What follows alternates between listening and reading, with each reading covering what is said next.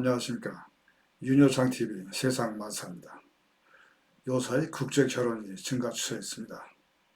대부분은 한국 남성과 아시아 여성과의 결혼이 주류를 이루고 있습니다.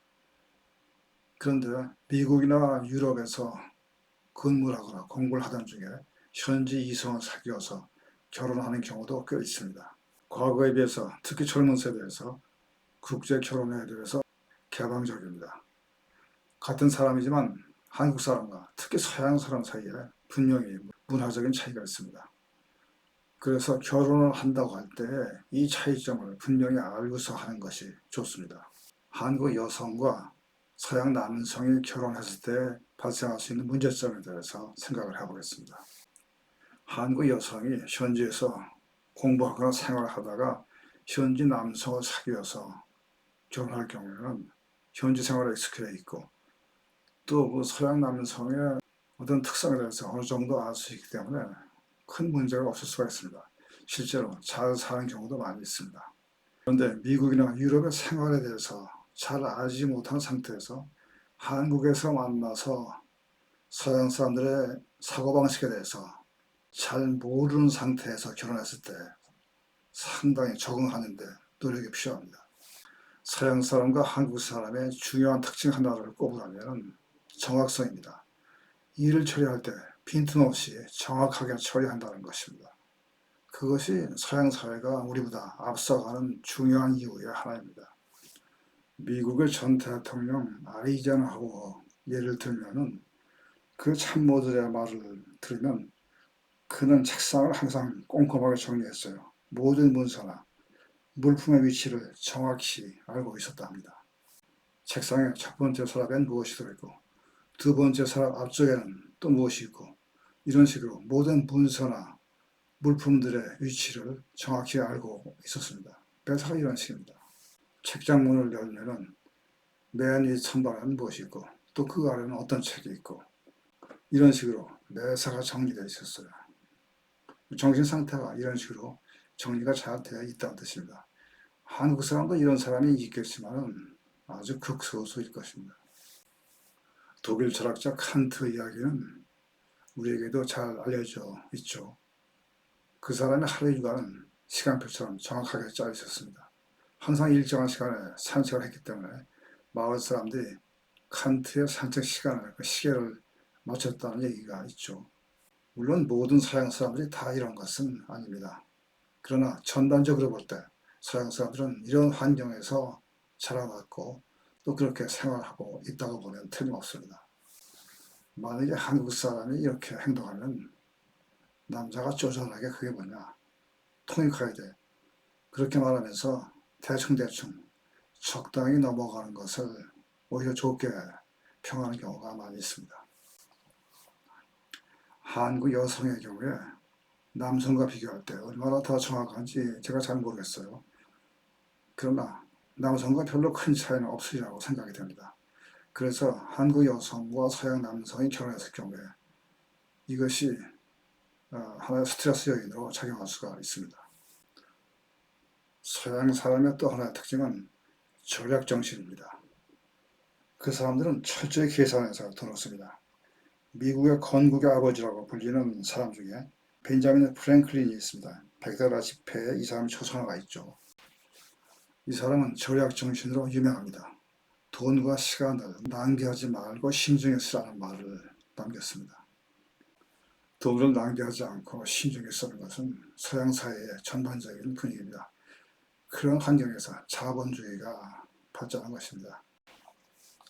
한국 여성이 서양 남성과 결혼할 때 서양 남성의 마음에 이런 절약정신이 깔려 있다는 것을 알고 지출을 할 때 문제가 생기지 않습니다.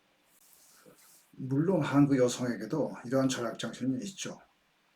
어쨌든 자신이 서양 남성과 결혼하려고 할 때 이러한 절약정신이 자신에게 충분히 있는지 한번 생각해 볼 필요가 있습니다. 우리나라 명품백 소비는 소득 대비 세계 최고입니다. 서양 남성과 결혼했을 경우에 한 개에 몇백만 원짜리 백을 살 경우에 그 서양 남편이 이해하지 못할 수 있다는 것을 염두에 두어야 합니다.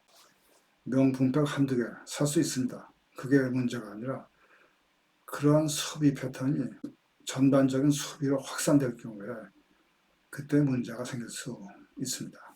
미국의 워렌 버핏이라는 세계 최고의 투자가가 있습니다. 또 세계에서 손꼽히는 부자입니다. 그 사람은 70년 전에 산 집에서 지금도 살고 있어요. 자동차는 한국에서 잘 팔리는 벤츠가 아니라 평범한 차입니다. 아침 식사는 맥도날드에서 간단히 합니다. 지금 우리나라에는 돈이 있다고 해서 매일 아침 호텔에 가서 뷔페 식사를 하는 사람이 있습니다. 워렌 버핏은 큰 부자지만 생활 속 작은 즐거움으로 살아가고 있습니다. 서양 사람들 중에는 이런 사람들이 많이 있어요. 우리나라 사람들은 100달러를 대단치 않게 생각합니다. 그런데 서양 사람들은 100달러를 큰 돈으로 생각하고 지출을 합니다. 서양 사람과 결혼할 경우에 이렇게 그 사람들의 돈에 관한 개념을 알고서 결혼하는 것이 화목한 가정생활을 위해서 좋습니다.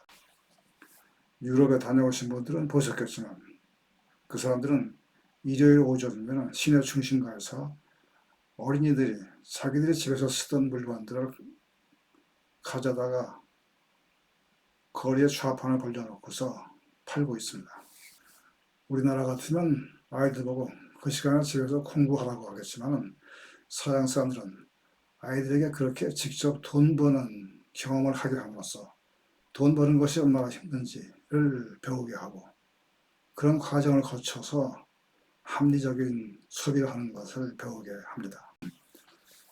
유행을 따라가지 않고 다른 사람에게 잘 보이기 위해서 소비하는 것이 아니라 다른 사람은 어떻게 생각하든 내가 만족하면 그것으로 충분하다는 생각에서 소비하는 것이 합리적인 소비입니다.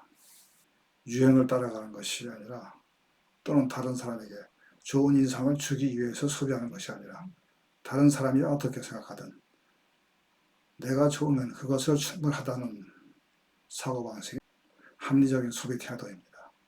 자기가 갖고 있지 않은 것을 갈망하는 것이 아니라 가지고 있는 것에서 새로운 의미를 찾는 마음이 중요하죠.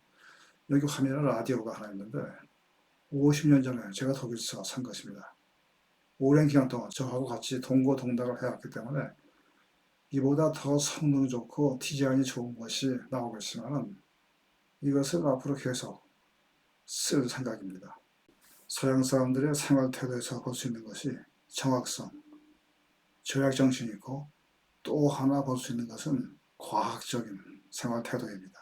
계란 삶을 때 우리는 물 적당히 넣고 시간도 대충 어림짐작으로 삶습니다. 그러다 보니까 어떤 때는 완숙이 되고 어떤 때는 반숙이 되고 어떤 때는 설이 있기도 합니다. 그런데 서양 사람들은 반드시 그걸 일정한 양의 물과 시간을 측정해서 삶기 때문에 항상 일정한 형태로 계란이 삶아지게 됩니다.